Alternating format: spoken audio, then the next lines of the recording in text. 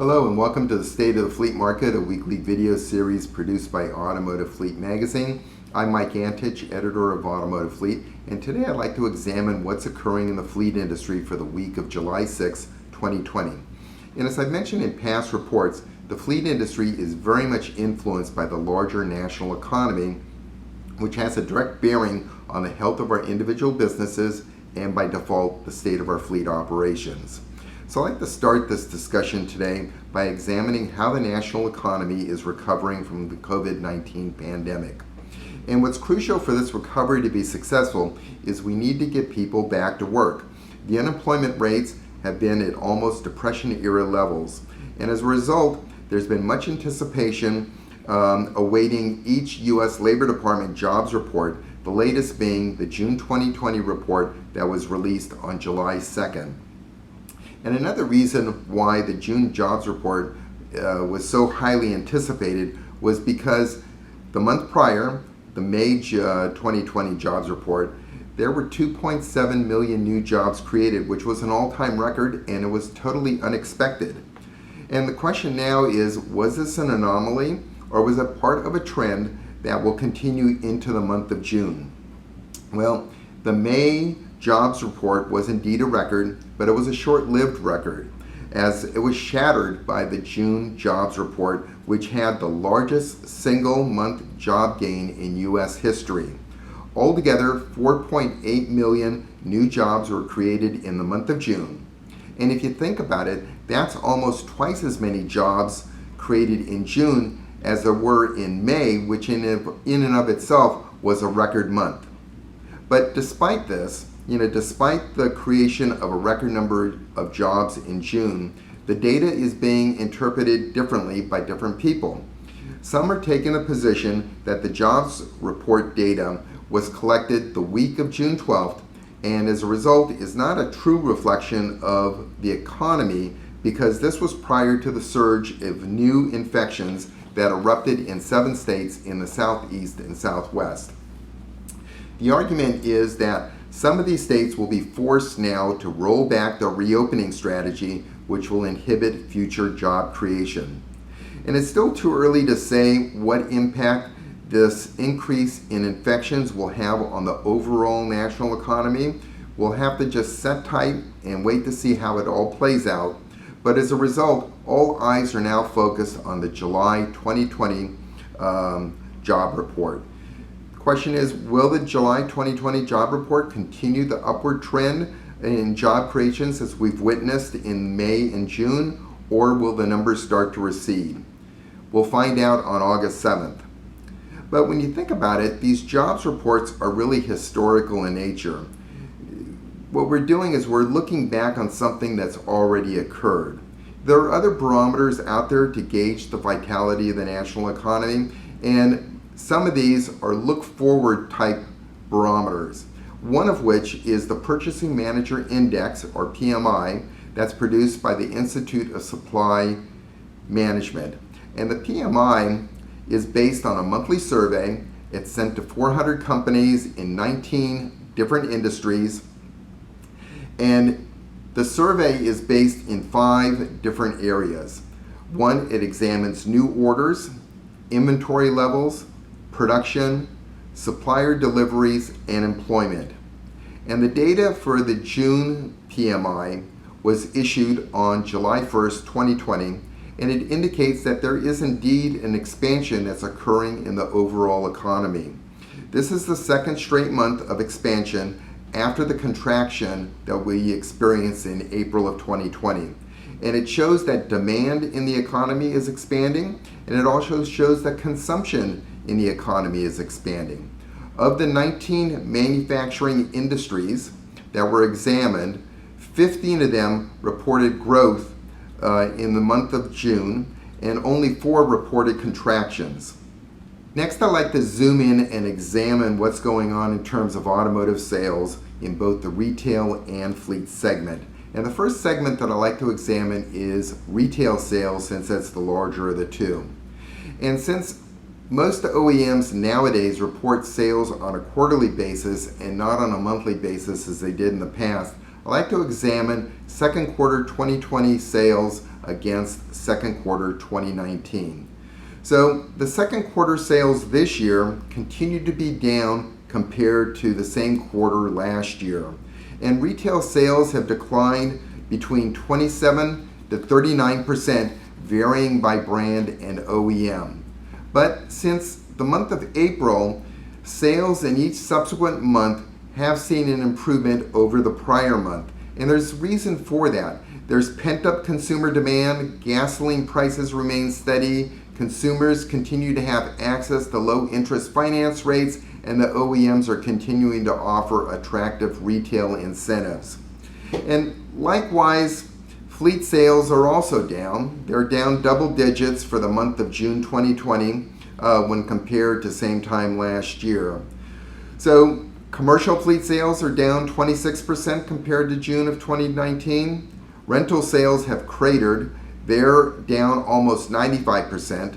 And government public sector sales are down almost 14%.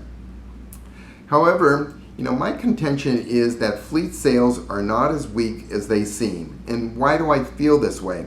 Well, first, some automotive manufacturers are prioritizing retail deliveries over fleet volume in order to replenish their dealer inventories.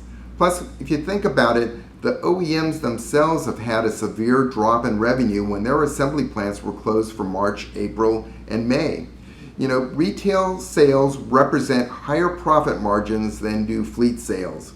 And their focus now is on building trucks which are in high demand by consumers and which also represent the highest profit margin for the OEMs. All of the OEMs are continuing to take fleet orders. They have strong fleet order books in place, and we'll see these orders fulfilled in the coming months. And this contention is supported by a recent Automotive Fleet Pulse survey, which was completed on June 30th. And that survey reveals that 40% of the commercial fleets said that their vehicle acquisition volumes will remain unchanged. And an additional 7% of those commercial fleets say that they will actually be acquiring more vehicles in 2021, which are primarily those units which were not built in the 2020 year. Only 27% of the commercial fleets said that they'll be acquiring fewer vehicles. And the balance of the surveyed commercial fleets said that they're still monitoring market conditions and they're not committing to any sort of order volume until later in the calendar year. And my prediction is that these deferred purchases until later in the 2021 model year will create a very strong spring buy. So lastly, another finding from the Automotive Fleet Pulse survey is that over 35% of the commercial fleets are extending the service lives of their fleet vehicles. And this is primarily due to the lower number of miles that were driven during the shelter-in-place mandates. And this is especially the case with your non-essential fleets, which for all intents and purposes park their vehicles during this period. So another key area that we've been examining on a week-to-week basis is getting an update on what's happening in the wholesale used vehicle market.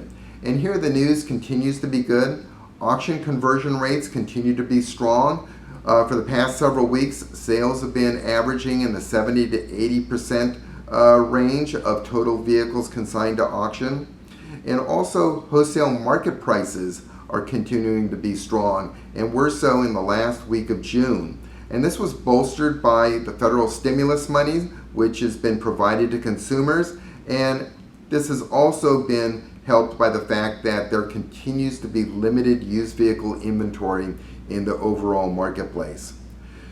The majority of auction sales continue to be online, but in-lane sales are increasing as more auctions open up their physical sales. And this is the desire from the buying dealers. They've been very vocal about the fact that they want to get back in the lanes, see the vehicles, and competitively bid for these vehicles.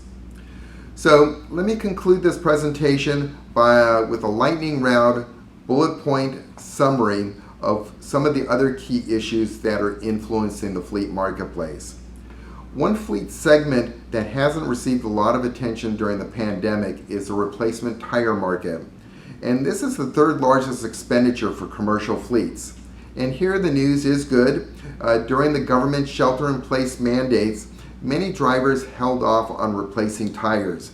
And as a consequence, there's been a large pent-up demand for replacement tires after the mandates were relaxed. Also, retreads are continuing to see strong sales as business activity has resumed. And the key buyer of retread tires are your over-the-road fleets and vocational fleets, which have continued to do well in the overall pandemic. And I like to conclude my bullet point summaries by discussing what's happening with the $600 supplement to the weekly unemployment benefits. Now, this is set to expire on July 31st, and there's growing skepticism that it will not be renewed, since many employers have complained that as a result of this $600 supplemental payment, they're having difficulty getting employees to return to work because these employees are actually making more money collecting unemployment than they are from their paycheck at work. And we've seen this firsthand. We've seen it in the auction industry, where the auction industry is having difficulty attracting drivers to return to drive the vehicles past the blocks. We've seen it with independent used car dealers who are having difficulty getting administrative and salespeople to return to work. And this has caught the ear of many legislators, and they see this possibly being counterproductive to what its intent was. So instead of having a supplemental weekly payment, there's now discussions about offering a one-time bonus, which is a back-to-work bonus. So we'll see how this plays out in terms of the legislation, and we'll be covering this as new things evolve. But with that, this concludes my State of the Industry presentation for the week of July 6, 2020, and I'd like to thank you for listening.